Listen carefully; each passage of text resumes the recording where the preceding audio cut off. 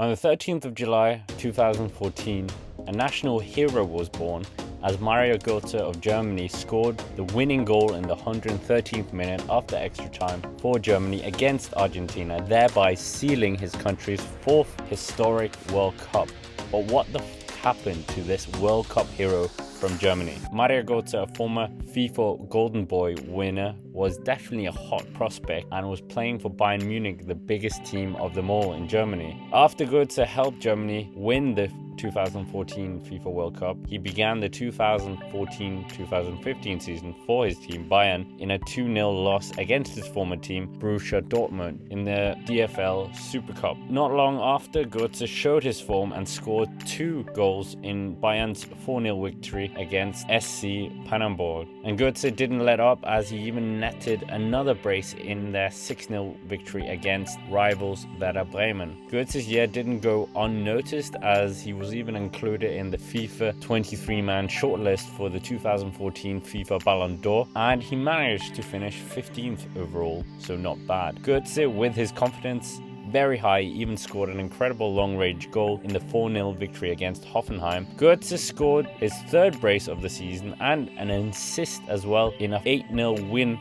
against Hamburg. Later that season in May, however, legend of Germany Franz Beckenbauer criticized Götze for poor performances and lack of determination in playing. Despite this, Götze finished the season with 15 goals in 48 appearances in all competitions, and Bayern won another Bundesliga title. In the new season, Götze scored with a goal in Bayern's 3-1 victory in the DBF Pokal win over FC Nottingham. In the next 4 games, however, Götze struggled to make a significant impact in the squad. However, he did manage to come on as a sub in the 79th minute and score a 2nd goal against Olympiacos in the new Champions League campaign for Bayern. And after the game, Pep Guardiola praised Götze for his remarkable performance. About a week later, Götze assisted the last goal in Bayern's 5-1 victory against Wolfsburg, and the following week, Götze was a threat the whole game and scored a goal against the Croatian champions Dinamo Zagreb in the Champions League once more, as Bayern went on to win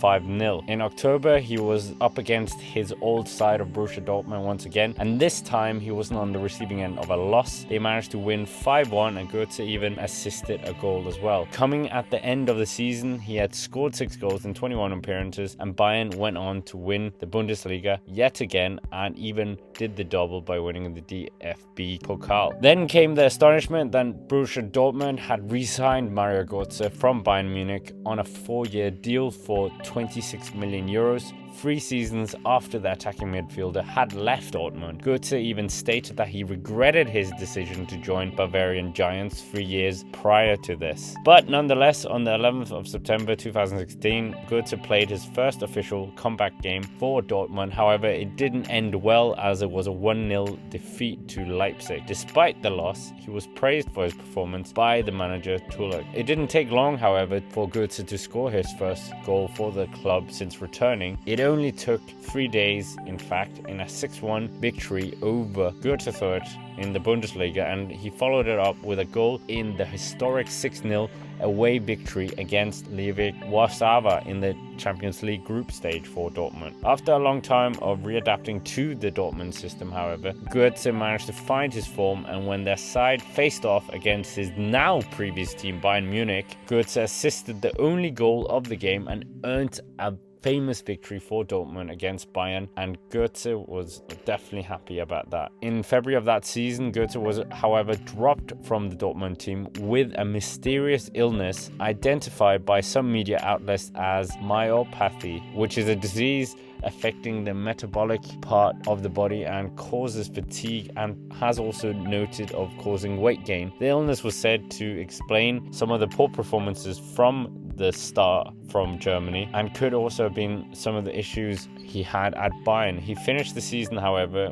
only with 2 goals in 16 appearances, and there was no Bundesliga title that season. After his illness, Götze managed to get back on the field in a friendly, and he made his first start in 7 months in a 3-0 away win against Wolfsburg to start their 2017-2018 Bundesliga campaign. Götze even managed to assist a goal and played incredibly. After that match, The then Dortmund coach Peter Bosz hailed Götze's performance and stated that he would be needed to be careful with his midfielder to gain full recovery. That season, Götze finished the season having played 32 matches and scoring 2 goals. As to his international performances leading up to the 2018 FIFA World Cup, he played in a friendly against France after a 1-year absence from the national team, but ultimately this wasn't enough for him to make the final squad and he missed out on the World Cup in Russia. Götze struggled a bit, but he did manage in 2019 in February to score his 50th career Bundesliga goal in a 3-3 draw with Hoffenheim, and on the opening day of the following season, Götze made his 200th competitive appearance for Dortmund, coming on as a second half substitute for Reus in a 5-1 victory over Augsburg.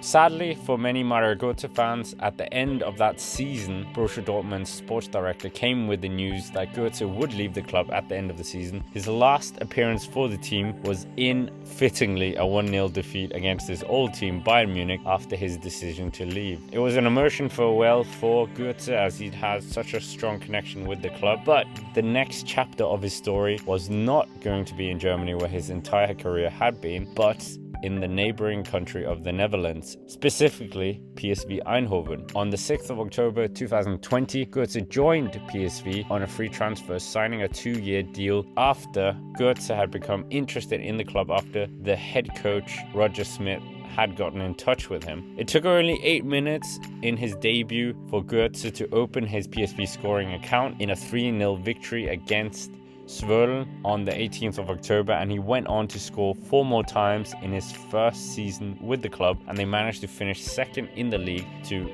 arch rivals Ajax. In the following season, Götze managed to score twice against Galatasaray in the first leg of the UEFA Champions League tie. However, they didn't manage to surpass the Turkish giants. And a few weeks later, Götze managed to score in a 4-0 victory in the Johan Cruyff Shield win over rivals Ajax. This meant that he got his first taste of silverware that season and in turn helped PSV end Ajax's 17 unbeaten game streak, and it seemed his career had suddenly started to take a sort of revival at the Dutch club. About a month later, Götze committed his future to the club by signing a new contract until the summer of 2024, and he said, "I like to be part of the big picture here at PSV, and it is the best thing that could happen to me at this stage of my career." However, as we know with football, contracts don't often go to the end of said contract, and it didn't last long before Götze changed directions, as on the 21st of June 2022 he unfortunately left